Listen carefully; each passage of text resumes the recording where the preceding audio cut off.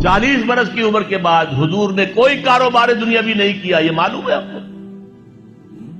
بہت بڑے تاجر تھے، ایکسپورٹ امپورٹ کا بزنس، شام قافلہ لے کر جا رہے ہیں، وہاں سے قافلہ لے کر آ رہے ہیں، یمن قافلہ لے کر جا رہے ہیں، یمن سے واپس آ رہے ہیں، الخبر کے علاقے کے اندر لگتا تھا بہت بڑا تجارتی میلہ، وہاں جا رہے ہیں، واپس آ رہے ہیں۔ لیکن جب حکم آ گیا یا ایھا المدثر قم فانذر وربک فکبر، اے لحاف میں لپٹ کر لیٹنے والے صلی اللہ علیہ وسلم، اب کھڑے ہو جاؤ، کمر کس لو، لوگوں کو خبردار کرو کہ مرنے کے بعد دوبارہ تمہیں زندہ کیا جائے گا، پھر تم سے حساب لیا جائے گا۔ فیما کنتم، کن حالات میں زندگی گزار رہے تھے جناب آپ؟ کیا اسلام کا غلبہ تھا؟ نہیں ہے اللہ، اسلام غالب تو نہیں، تم کوشش کر رہے تھے غالب کرنے کی، سوائے شرمندگی کے اور کیا ہاتھ آئے گا؟ اللہ تعالیٰ کی حجت قائم ہو جائے گی۔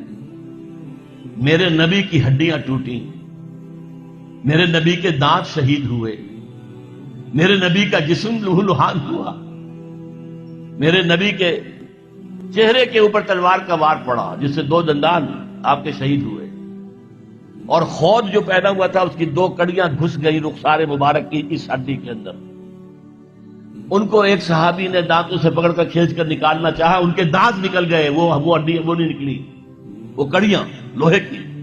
پھر جیسے بھی ہاں کر کے نکالا گیا تو خون کا فوارہ چھوٹا ہے، اتنا خون گیا کہ آپ بے ہوش ہو کر گر گئے، اور خبر مشہور ہو گئی کہ حضور کا انتقال ہو گیا۔ یہ ساری تکلیفیں کس لیے اٹھائی تھی حضور نے؟ کیا حضور کو اچھا نہیں لگتا تھا کہ اچھا بھلا گھر ہو، کھلی فضا ہو، اچھا خوبصورت ماحول ہو، بچے ہوں اور ہر طرح کی آسائشیں ہوں؟ کس کو پسند ہے؟ یہ صحابہ کرام کیا کر رہے تھے؟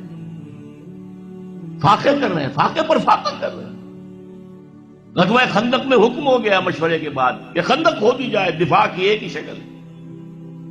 اب سردی کا موسم ہے شدید، کئی وقت کا فاقہ ہے، پیٹوں پر اپنے پتھر باندھ رکھے ہیں اپنی چادروں کے ساتھ کس کر کہ پیٹ دورا نہ ہو جائے، کمر دوری نہ ہو جائے۔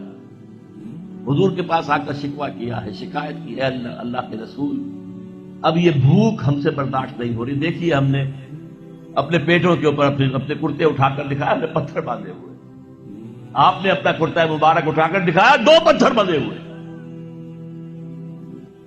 اور اس وقت پھر جب خندق کھد رہی تھی تو صحابہ کرام آواز میں آواز ملا کر کہہ رہے تھے نحن الذین بایعوا محمدا علی الجہاد ما بقینا ابدا، ہم وہ لوگ ہیں جنہوں نے محمد سے بیعت کی ہے جہاد کی صلی اللہ علیہ وسلم، فدا ہو آباؤنا و امہاتنا، اب یہ جہاد جاری رہے گا جب تک کہ ہمارے جان میں جان ہے، جب تک جسم میں زندگی ہے، یہ جہاد جاری رہے گا۔ یہ ہے اسلام، یہ شہادت گاہ الفت میں قدم رکھنا ہے۔ لوگ آسان سمجھتے ہیں مسلمان ہونا، مسلمان تھے صحابہ کرام رضوان اللہ تعالی علیہ مجمعین، جیسے انہوں نے آپ کو وہ جو ایک شعر ہے اکبر الہ آبادی کا، تو خاک میں مل اور آگ میں جل، جب خشت بنے تب کام چلے، تو باقاعدہ انگاروں پر لوٹے ہیں۔ آپ کو معلوم ہے حضرت خباب بن الارت رضی اللہ تعالی عنہ کو بلایا گیا، آؤ، آ گئے، ان کی نگاہوں کے سامنے دہکتے ہوئے انگارے زمین پر بچھائے گئے، اتار دو کرتا، اتار دیا، لیٹو ان کے اوپر، لیٹ گئے۔ اب جب ان پہ انگاروں پر لیٹے ہوئے تھے تو کھال جلی پیٹھ کی، اور پیٹھ پر چربی ہوتی ہے، چربی پگھلی، اس سے وہ انگارے ٹھنڈے ہوئے۔ وہ ہاتھ نہیں اٹھایا انہوں نے، کیونکہ حضور کا حکم تھا نو ریٹیلیشن، کوئی جوابی کارروائی مت کرو، جو ستم آتا ہے جھیلو، جو ظلم ہوتا ہے برداشت کرو، جو تکلیف آتی ہے جھیلو اور برداشت کرو۔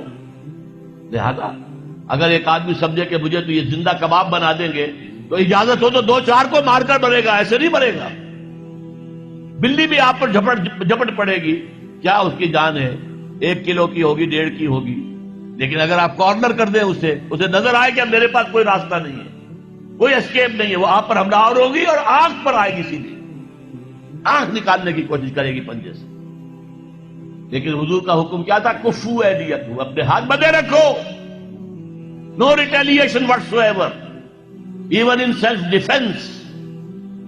یہ ساری جد و جہد، یہ ساری محنت، محمد الرسول اللہ والذین معہ اشداء علی الکفار رحماء بینہم تراہم رکعا سجدا یبتغون فضلا من اللہ ورضوانا. اب ان کو پھر اللہ تعالیٰ نے جو اجر و ثواب دیا ہے اس کا ہمیں اندازہ ہو ہی نہیں سکتا.